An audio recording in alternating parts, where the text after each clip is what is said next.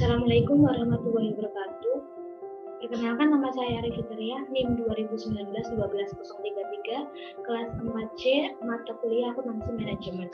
Kali ini saya akan menjelaskan tentang GCG, CSR, dan perataan laba.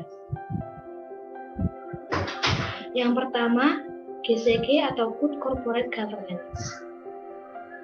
Good Corporate Governance adalah sistem untuk mengatur struktur dan mekanisme dalam perusahaan sehingga mampu mendorong efisiensi dan kinerja perusahaan. Jurnal yang berjudul Penerapan Prinsip Good Corporate Governance pada Kinerja Berbasis Balance Scorecard di LPD Kabupaten Bandung. Contoh kasus, suatu kasus yang menjadi sorotan LPD di Kabupaten Bandung adalah kasus dari LPD Desa Ada Kapal yang mengalami kerugian hingga 10 miliar rupiah. Hal tersebut terjadi lantaran sistem pengelolaan keuangan yang masih kurang baik, dan cara yang dapat digunakan untuk mengatasi hal tersebut adalah dengan menerapkan tata kelola perusahaan yang baik yang dikenal dengan istilah Good Corporate Governance. Kinerja perusahaan adalah hasil komprehensif, pengukuran, dan sistem evaluasi harus sama-sama komprehensif dan multidimensional untuk mencapai keselarasan dan keterpaduan dengan gagasan kerjanya. Balance scorecard dapat digunakan sebagai alat untuk mengukur kinerja perusahaan karena dapat memberikan langkah komprehensif untuk menjabarkan misi ke dalam tujuan yang telah ditetapkan. Prinsip-prinsip GCG. Yang pertama, transparansi. Transparansi dalam penelitian ini memiliki arti bahwa pengelola LPD harus menyampaikan seluruh informasi secara terbuka tanpa ada yang ditutupi. Apabila dalam pengelolaan LPD menerapkan prinsip transparansi seperti menyajikan laporan keuangan terbuka, maka akan mampu meningkatkan kinerja LPD. Yang kedua, akuntabilitas. Akuntabilitas adalah kejelasan fungsi, struktur, sistem, dan pertanggungjawaban dalam pengelolaan LPD. Apabila dalam pengelolaan LPD menerapkan prinsip akuntabilitas seperti adanya kejelasan pertanggungjawaban sesuai struktur LPD, maka akan mampu meningkatkan kinerja LPD. Yang ketiga, responsibilitas. Responsibilitas dalam penelitian ini memiliki arti bahwa pengelola LPD harus mematuhi peraturan perundang-undangan dan melaksanakan tanggung jawab sosial kepada masyarakat. Apabila dalam pengelolaan LPD menerapkan prinsip responsibilitas seperti mentaati peraturan perundang-undangan dan peraturan LPD, maka akan mampu meningkatkan kinerja LPD. Yang keempat yaitu independensi. Independensi dalam penelitian ini memiliki arti bahwa pengelola LPD dalam melaksanakan kegiatannya harus secara independen dan bebas dari pengaruh pihak manapun. Apabila dalam pengelolaan LPD menerapkan prinsip independensi seperti ketua dan pengelolaan LPD tidak boleh saling mencampuri dalam pelaksanaan tugas, hak, dan kewajiban masing-masing, maka akan mampu meningkatkan kinerja keuangan LPD. Yang kelima yaitu kewajaran. Kewajaran dalam penelitian ini memiliki arti bahwa pengelola LPD harus memperhatikan hak semua pihak. Apabila dalam pengelolaan LPD menerapkan prinsip kewajaran seperti memperlakukan seluruh pihak-pihak yang berkepentingan dengan LPD secara adil, tidak memihak, setara, dan wajar, maka akan mampu meningkatkan kinerja LPD. Kesimpulannya, berdasarkan uraian sebelumnya, bahwa prinsip-prinsip GCG wajib diterapkan sehingga terciptanya solusi yang akan mempermudah LPD maupun perusahaan lainnya dalam meningkatkan kinerja maupun meningkatkan kesejahteraan masyarakat. Penerapan prinsip responsibilitas berpengaruh signifikan terhadap kinerja berbasis balance scorecard. Sementara itu, prinsip transparansi, akuntabilitas, independensi, dan kewajaran tidak berpengaruh terhadap kinerja berbasis balance scorecard. Yang kedua, Corporate Social Responsibility atau CSR.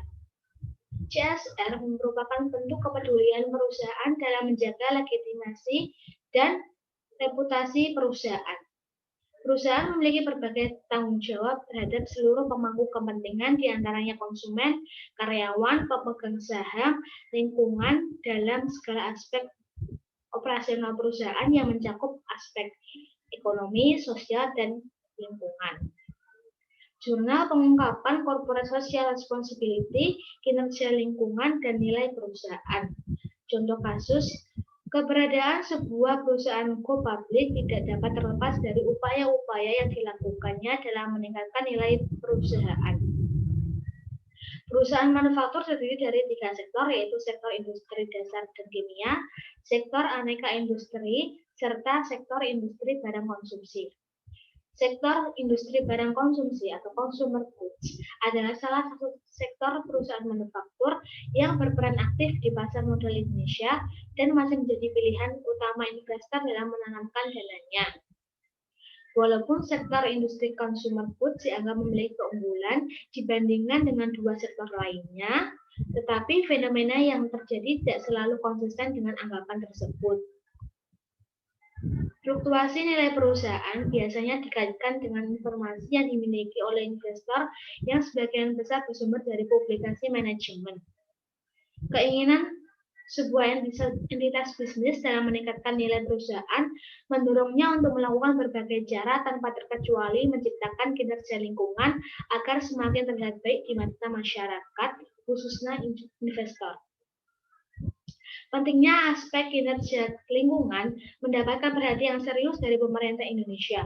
Pemerintah telah menyelenggarakan program penilaian peringkat kinerja perusahaan atau lebih dikenal dengan PROPER. Salah satu yang menjadi tolak ukur bahwa perusahaan telah mematuhi peraturan terkait dengan kewajiban pelestarian lingkungan adalah dari hasil PROPER yang didapatkan oleh perusahaan. Variabel CSR yang pertama, pengungkapan CSR. Salah satu bentuk pengungkapan sukarela yang dapat diberikan oleh perusahaan kepada para investor adalah dengan cara menyajikan informasi tambahan berupa pengungkapan CSR dalam laporan tahunannya. Sejalan dengan pemikiran dalam teori legitimasi, bahwa perusahaan harus berkontribusi dan memberikan manfaatnya kepada masyarakat dengan melakukan program CSR di mana perusahaan tersebut melakukan kegiatan usahanya sehingga perusahaan akan memperoleh legitimasi dari masyarakat. Yang kedua, kinerja lingkungan. Keinginan sebuah entitas bisnis dalam meningkatkan nilai perusahaan mendorong untuk melakukan berbagai cara tanpa terkecuali menciptakan kinerja lingkungan agar semakin terlihat baik di mata masyarakat, khususnya investor. Aktivitas bisnis yang ramah lingkungan juga dapat meningkatkan citra perusahaan dan dengan begitu perusahaan akan diakui sebagai perusahaan yang peduli terhadap lingkungan hidup. Apabila kinerja lingkungannya baik, maka akan membuat investor tertarik menanamkan sahamnya di perusahaan tersebut sehingga menyebabkan nilai perusahaan menjadi meningkat. Kesimpulan, berdasarkan hasil pembahasan dapat disimpulkan bahwa pengungkapan corporate social responsibility berpengaruh positif pada nilai perusahaan consumer goods yang terdaftar di BEI dan mengikuti peringkat proper kredit 2016 sampai 2018, sedangkan kinerja lingkungan tidak berpengaruh pada nilai perusahaan consumer goods yang terdaftar di BEI dan mengikuti peringkat proper periode 2016 sampai 2018. Yang ketiga, perataan laba. Perataan laba adalah suatu tindakan manajemen perusahaan untuk meredam fluktuasi laba yang dilakukan dari waktu ke waktu, serta bertujuan untuk memaksimalkan kekayaan perusahaan, mengurangi risiko perusahaan, meningkatkan nilai perusahaan, memenuhi perjanjian utang, mengurangi pajak dan biaya politik. Manajemen menyadari bahwa perhatian investor cenderung hanya terpusat pada laba, sehingga manajer terdorong untuk melakukan taktik perataan laba. Investor akan lebih tertarik membeli saham perusahaan dengan laba yang stabil dibandingkan perusahaan dengan fluktuasi laba yang tinggi.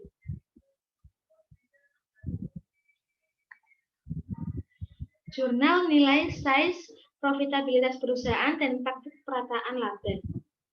Contoh kasus perataan laba yaitu kasus PT Bank Bukopin Tbk pada tahun 2018. Ditemukan melakukan pencatatan tak wajar alias abnormal dari sisi pendapatan bisnis kartu kredit dan penambahan saldo cadangan kerugian penurunan nilai aset. Tim penyidik mendapatkan bahwa perusahaan memodifikasi data kartu kredit yang dilakukan dari 5 tahun yang lalu. Modifikasi tersebut mengakibatkan posisi kredit dan penghasilan berbasis komisi Bukopin bertambah tidak semestinya.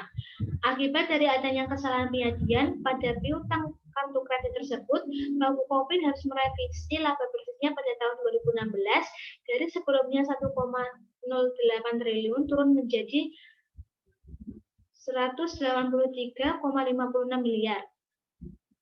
Selain masalah kartu kredit, revisi juga terjadi pada pembiayaan anak usaha Bank Syariah Bukopin terkait penambahan cadangan kerugian penurunan nilai aset.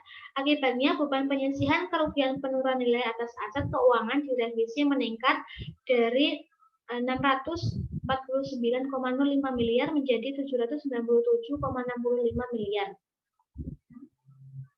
Variabel perataan laba. Yang pertama, nilai perusahaan. Nilai perusahaan pada sektor perbankan yang terdapat di BRI periode 2016-2018 dalam penilaian ini diukur dengan PBV atau Price to Book Value yang dirumuskan dengan harga pasar saham dibagi nilai buku. Perusahaan yang posisi nilai perusahaannya tinggi bisa melakukan berbagai keputusan strategis jangka panjang yang sebelumnya tidak bisa dilakukan. Yang kedua, ukuran perusahaan pada sektor perbankan yang terdapat di BRI periode 2016-2018. Rumus dari ukuran perusahaan yaitu Lens Total Asset. Ukuran perusahaan merupakan skala untuk mengklasifikasikan besar atau kecilnya suatu perusahaan. Perusahaan besar diduga akan menghindari fluktuasi laba yang terlalu drastis sebab kenaikan laba yang terlalu tinggi membuat perusahaan mendapatkan pajak yang tinggi. Maka dari itu, manajemen pada perusahaan besar diperkirakan memiliki kecenderungan yang lebih besar untuk melakukan praktik perataan laba. Yang ketiga, profitabilitas pada perusahaan sektor perbankan yang terdapat daftar di BRI periode 2016-2018. Return on Asset atau ROA memiliki rumus laba bersih setelah pajak dibagi total aset dikali 100%. Profitabilitas merupakan rasio yang digunakan untuk mengukur kemampuan perusahaan dalam menghasilkan laba bersih. Stabilitas tingkat laba dapat diperoleh dengan meminimalkan atau memaksimalkan laba pada periode tertentu. Oleh karena itu, perusahaan dengan profitabilitas yang tinggi cenderung melakukan praktik perataan laba dibandingkan perusahaan dengan tingkat profitabilitas lebih rendah. Sekian penjelasan dari saya, kurang lebihnya saya mohon maaf. Dari Taufik wal Hidayah, wassalamualaikum warahmatullahi wabarakatuh.